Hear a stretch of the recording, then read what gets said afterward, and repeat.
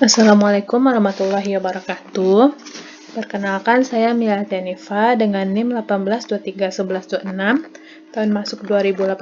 Di sini saya akan mempresentasikan proposal penelitian saya yang berjudul Pengembangan Modul Suhu dan Kalor berbasis pendekatan saintifik dengan pertanyaan probing dan prompting kelas 7 SMP MTS dengan dosen pengampu Dr. Febrianto MPD. Untuk bab 1, pendahuluan, yang pertama latar belakang. Nah, pada kurikulum 2013 harus menggunakan pendekatan saintifik yang menuntut siswa untuk berpikir kritis. Nah, lalu menurut Jalius, pada 2009, guru terbiasa memberikan pertanyaan-pertanyaan. Nah, teknik bertanya itu ada dua. Yang pertama yaitu probing, yang kedua yaitu prompting. Salah satu materi pada kelas 7 yaitu suhu dan kalor. Nah, penelitian ini bertempat di SMPN 1 Padang Nah, menurut angket yang telah disebar, 77% peserta didik kesulitan memahami materi suhu dan kalor. Nah, pada umumnya pembelajaran menggunakan bahan ajar berupa buku cetak, LKPD, handbook, serta menggunakan media PowerPoint. Nah, hasil wawancara dengan guru IPA tersebut yaitu beberapa siswa yang aktif selama proses belajar mengajar. Nah, lalu lemahnya kemampuan berpikir kritis peserta didik terhadap suatu masalah. Nah, lalu diciptakanlah bahan ajar. Bahan ajar adalah segala sesuatu bentuk bahan yang digunakan untuk membantu guru dalam melaksanakan kegiatan belajar selama di kelas. Nah, adapun tujuannya itu untuk mendorong siswa agar lebih berpikir kritis. Nah, modul berbasis pendekatan saintifik dengan pertanyaan probing dan prompting. Nah, maka lahirlah pengembangan modul suhu dan kalor berbasis pendekatan saintifik dengan pertanyaan probing dan prompting untuk meningkatkan kemampuan berpikir kritis peserta didik. Identifikasi masalahnya yang pertama yaitu materi suhu dan kalor sulit dipahami oleh peserta didik karena sebagian besar konsepnya abstrak dan bersifat matematis. Yang kedua yaitu perlunya menerapkan teknik bertanya selama proses pembelajaran untuk meningkatkan kemampuan berpikir kritis peserta didik. Adapun batasan masalahnya, yang pertama yaitu pengembangan modul suhu dan kalor berbasis pendekatan saintifik dengan pertanyaan probing dan prompting. Nah, yang kedua, penentuan uji kelayakan modul dibatasi dengan penentuan tingkat validitas dan praktikalitas. Dan rumusan masalahnya, apakah modul suhu dan kalor berbasis pendekatan saintifik dengan pertanyaan probing dan prompting dapat dikembangkan? Yang kedua itu bagaimana tingkat validitas dan praktikalitas modul suhu dan kalor berbasis pendekatan saintifik dengan pertanyaan probing dan prompting yang dikembangkan? Nah, adapun tujuan dari penelitian ini yaitu mengembangkan modul suhu dan kalor berbasis pendekatan saintifik dengan pertanyaan probing dan prompting. Yang kedua, mengungkapkan tingkat validitas dan praktikalitas suhu dan kalor berbasis pendekatan saintifik dengan pertanyaan probing dan prompting. Nah, manfaat dari penelitian ini yaitu yang pertama, bagi guru, sebagai salah satu bahan ajar yang dapat digunakan dalam pembelajaran pada materi suhu dan kalor. Nah, bagi peserta didik, sebagai salah satu sumber belajar yang dapat membantu peserta didik untuk memahami konsep pada materi suhu dan kalor. Nah, selanjutnya yaitu tinjauan pustaka. Yang pertama, modul. Modul merupakan suatu paket bahan ajar yang disusun secara terstruktur sehingga pemakaian dapat belajar dengan guru atau tanpa guru. Nah, modul bisa dikatakan sebagai bahan ajar atau pengganti guru. Nah, modul adalah suatu bahan ajar yang dicetak yang mampu dibuat oleh guru dalam mengatasi kejenuhan belajar, sehingga meningkatkan keaktifan peserta didik. Nah, manfaat modul bagi guru diantaranya yang pertama, dapat memperdalam pengetahuan karena modul dibuat dengan mengumpulkan berbagai referensi. Nah, yang kedua yaitu penggunaan modul dapat menurunkan ketergantungan guru pada buku teks. Yang ketiga, modul mampu meningkatkan wawasan atau experience guru dalam membuat bahan ajar. Nah, yang keempat, dapat meningkatkan angka kredit apabila dikumpulkan dan diterbitkan menjadi sebuah buku. Nah, yang kelima yaitu dapat meningkatkan angka kredit apabila dikumpulkan dan diterbitkan menjadi sebuah buku. Nah, adapun manfaat modul bagi peserta didik, yang pertama yaitu modul dapat dipelajari di luar jam pelajaran, sehingga belajar dapat menjadi lebih menarik. Yang kedua yaitu peserta didik dapat melatih diri sendiri untuk belajar secara mandiri. Nah, yang ketiga, peserta didik mengeksplor metode belajar berdasarkan minat dan kemampuannya. Yang keempat, melalui latihan yang dikerjakan pada modul, peserta didik dapat mengukur kemampuan dirinya. Nah, yang kelima, dapat meningkatkan kemampuan belajar peserta didik dalam berinteraksi langsung dengan lingkungan dan sumber belajar lainnya. Yang kedua yaitu pendekatan saintifik. Nah, penerapan kurikulum 2013 pada proses pembelajaran agar peserta didik terlihat aktif dalam mengkonstruk prinsip, konsep, dan hukum, salah satunya menggunakan dengan pendekatan saintifik. Nah, langkah-langkah pada pendekatan saintifik adalah mengamati, merumuskan masalah, merumuskan hipotesis, mengumpulkan dan menganalisis data, serta menyimpulkan dan mengkomunikasikan. Nah, pendekatan saintifik bertujuan menanamkan pengetahuan kepada peserta didik untuk memahami bermacam konsep pelajaran. Nah, selain itu, peserta didik juga diharapkan tidak bertumpu pada materi pelajaran yang berasal dari apa yang disampaikan guru saja, melainkan dapat diperoleh kapan saja dan di mana saja. Nah, selanjutnya yaitu teknik probing dan prompting. Pada proses pembelajaran, guru perlu merencanakan suatu metode mengajar yang mampu membantu peserta didik dalam memahami materi pembelajaran. Nah, tahap atau langkah yang dipakai saat guru berinteraksi dengan peserta didik agar tercapainya tujuan pembelajaran sesuai dengan materi pembelajaran disebut dengan metode pembelajaran. Nah, pemilihan serta pelaksanaan metode pembelajaran perlu dipahami oleh guru supaya dapat menentukan metode yang dipakai sesuai dengan materi pembelajarannya. Tanya jawab merupakan salah satu metode dalam proses pembelajaran yang harus dikembangkan oleh guru. Nah, pemberian pertanyaan oleh guru akan merangsang serta membantu peserta didik agar berpikir lebih mendalam dan aktif dalam menemukan jawaban yang benar berdasarkan pertanyaan yang dilontarkan. Nah, guru harus terlatih dalam memberikan pertanyaan yang baik bagi peserta didik. Jika pertanyaan yang diajukan kurang jelas, maka akan membuat peserta didik bingung. Nah, selain itu, pertanyaan yang diajukan harus sesuai dengan tingkat kematangan peserta didik dalam memahami materi pembelajaran. Nah, terdapat dua teknik bertanya pada proses pembelajaran. Yang pertama itu teknik bertanya probing atau bersifat menggali, dan teknik bertanya prompting atau bersifat umum.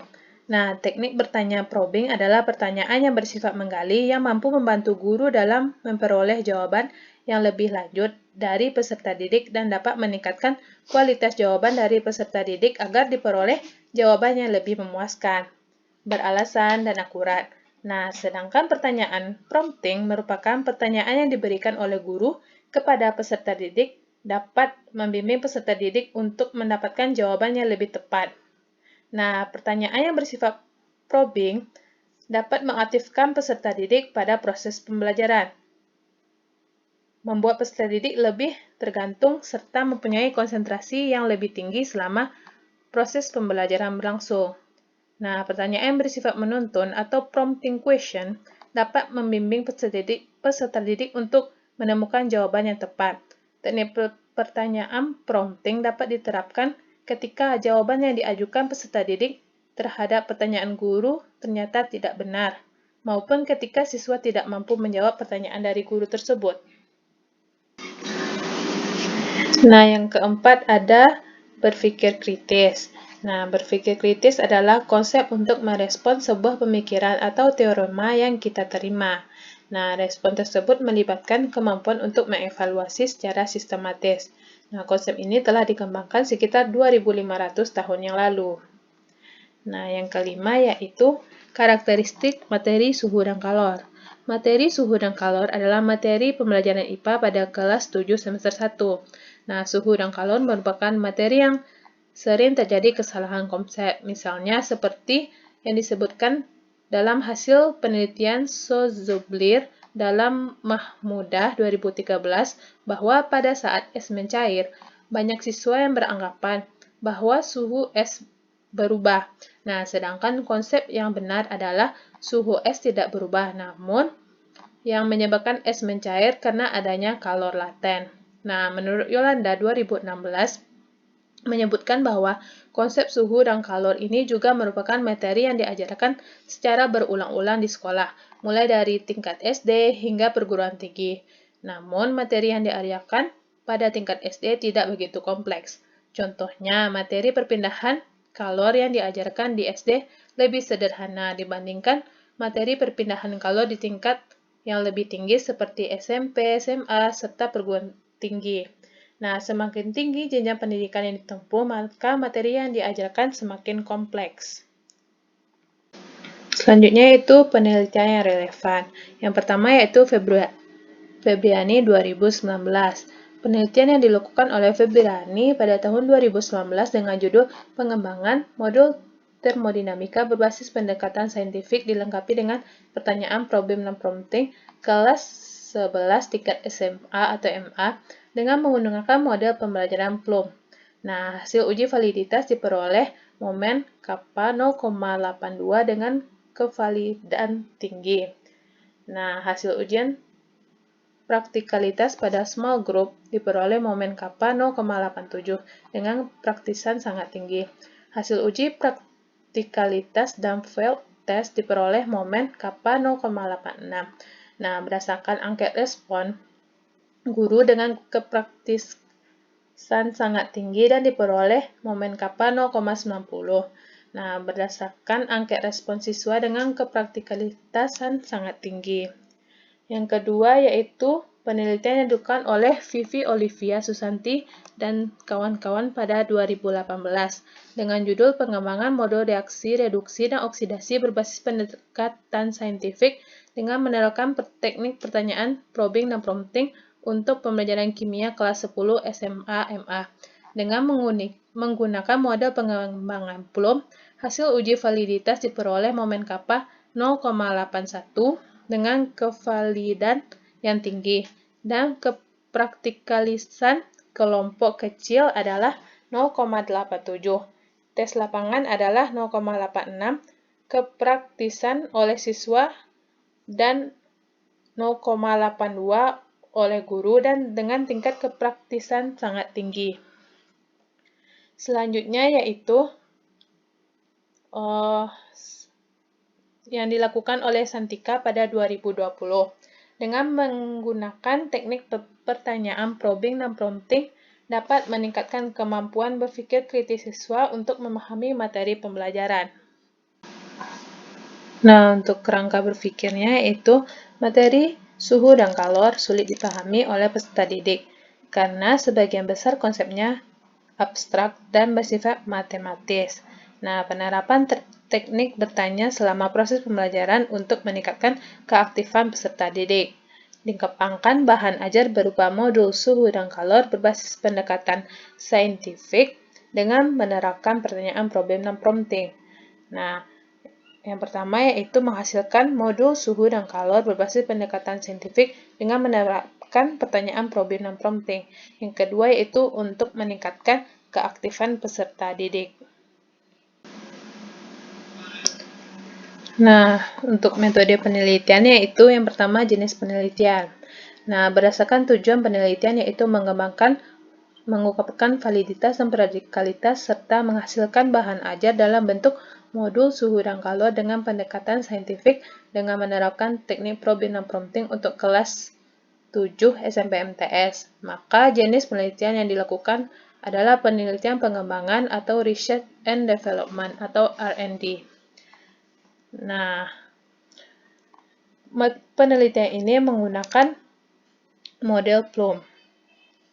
Nah, untuk waktu dan tempatnya yaitu FMIPA UNP dan SMPN Negeri 1 Padang Panjang tahun ajaran 2021 dan 2022. Nah, untuk subjek penelitiannya yaitu 2 dosen jurusan pendidikan IPA FMIPA UNP, 2 guru IPA SMP, serta peserta didik kelas 7 SMPN Negeri 1 Padang Panjang. Nah, objek penelitiannya yaitu modul suhu dan kalor berbasis pendekatan saintifik dengan pertanyaan probing dan prompting untuk kelas 7 SMP MTS.